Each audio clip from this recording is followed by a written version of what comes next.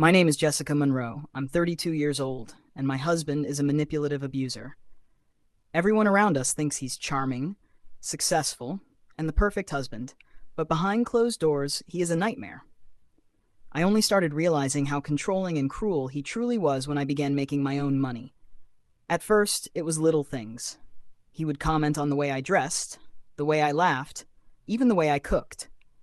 "Are you sure that dress is appropriate?" he would ask. And when I tried to shrug it off, he'd sigh and shake his head as if I had done something unforgivable. I remember thinking, maybe I am overreacting, because after all, everyone tells you that love requires compromise. But it wasn't compromise. It was control.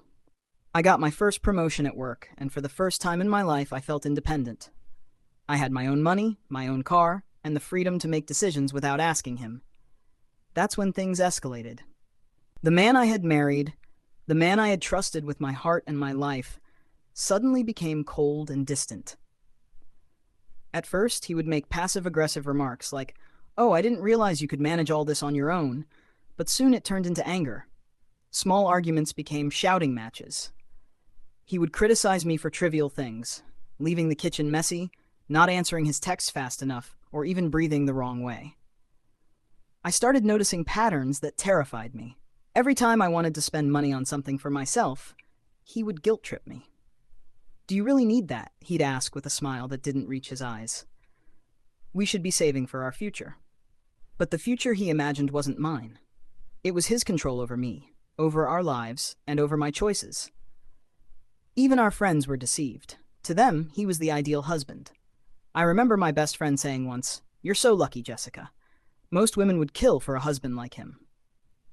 I wanted to scream at her, "You don't see the nights I cry alone in the bathroom, trying not to wake the kids while he yells upstairs." But I didn't. I learned to hide my pain because showing it would give him power. There were moments when he would be sweet, almost affectionate, and I would almost convince myself that I was overreacting. He'd bring me coffee in bed or pretend to care about my day. But the pattern always returned. The anger, the manipulation, the control. I was trapped in a cycle of fear and hope. Then came the breaking point.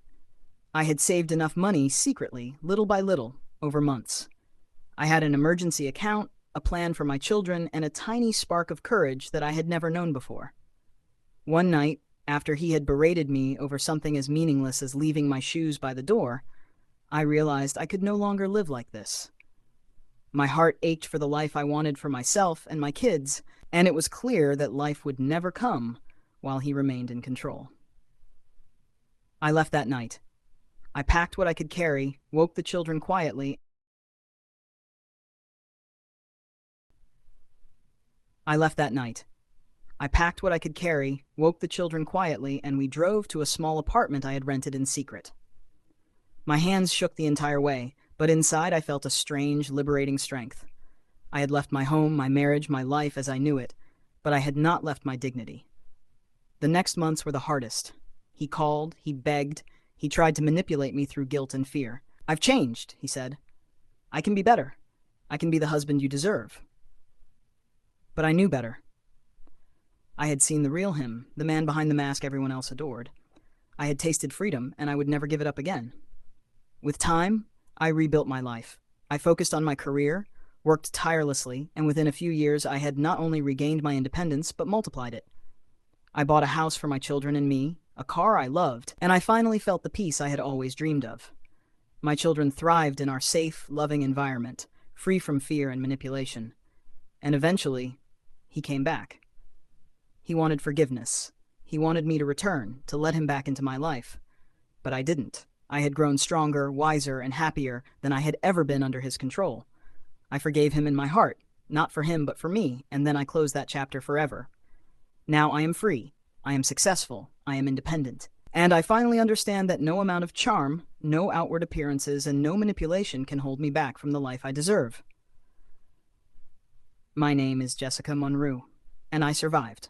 I thrived, and I will never let anyone dim my light again. The first few weeks in the apartment were the hardest. I had taken only what I could carry, a few clothes, some documents, and our children.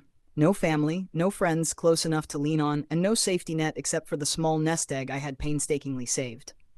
Every creak in the floor made my heart race. Every sound outside made me jump. I kept expecting him to show up, to demand that I come back, to drag me into another nightmare. But he didn't. At least not physically. The calls started almost immediately. At first, they were polite, almost caring. "Jessica, I'm worried about you," he'd say, his voice calm and smooth like the man the world thought he was. But the calmness couldn't hide the threat underneath. He would ask about our kids, about the apartment, about the bank accounts he didn't know existed. I kept my answers short, vague, carefully neutral. I wasn't going to give him any foothold to manipulate me again. I remember one night he called while I was putting the kids to bed. His voice had changed. It was sharp, cold. "You think you can just leave and have everything?" he snapped. "Everything we built, everything I gave you?" I felt a flicker of fear, but also something else. Something I hadn't felt in years. Clarity. I realized that nothing he gave me was real. It was all control, all manipulation. And finally I saw him for what he truly was. Work became my anchor. I had always been ambitious, but living under his control had dulled my focus, my drive. Now I threw myself into my career with everything I had. I took on projects no one else wanted, stayed late at the office, and learned skills that even he hadn't thought I could master. I was terrified of failing, but I was also fueled by a new kind of anger, the kind that burns through fear. I wasn't just rebuilding, I was reclaiming my life. There were nights I cried alone, of course.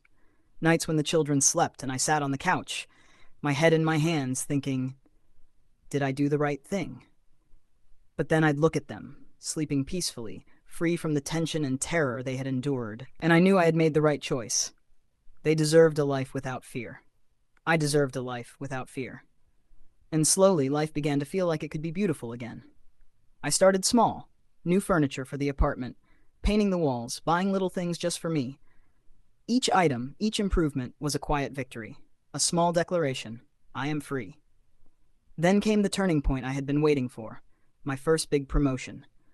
I had been working tirelessly, often doubting myself, often wondering if I was still the same person he had broken. And yet, here it was. Recognition, achievement, validation. I could feel his absence like a weight lifting from my shoulders. I could feel my own strength for the first time in years. I started thinking bigger. I started saving aggressively, investing and planning for a future where I could never be trapped again. The fear that had kept me paralyzed for so long began to fade. I began to dream of things I had only whispered to myself in secret. A bigger apartment, a car I actually liked, vacations with the children, freedom without strings attached. And then, of course, he came back. It was almost predictable. A message here, a call there. "Jessica, please," he wrote one afternoon. "I made a mistake. I want to come home. I've changed." I almost laughed. I wanted to. I wanted to tell him exactly what I thought of his words, but I didn't. Instead, I replied with a calm, measured text.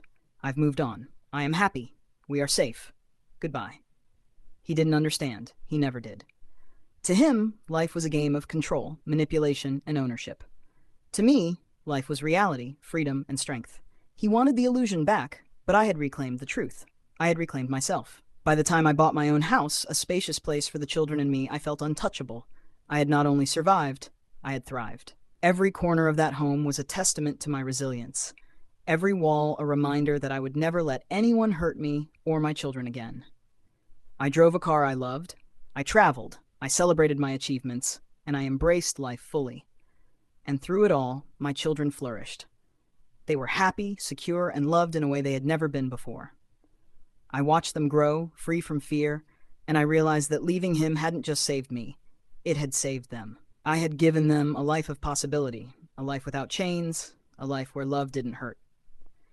He eventually reached out again years later, humbled and regretful. He wanted forgiveness, reconciliation, a second chance. But by then, I had no need for his approval, no desire to be controlled, no wish to relive the pain. I forgave him silently in my heart, and then I let him go. Fully, completely. Now I am Jessica Monroe, 32 years old, a mother, a survivor, a woman who refused to be broken. I am financially independent, emotionally strong. My life is mine.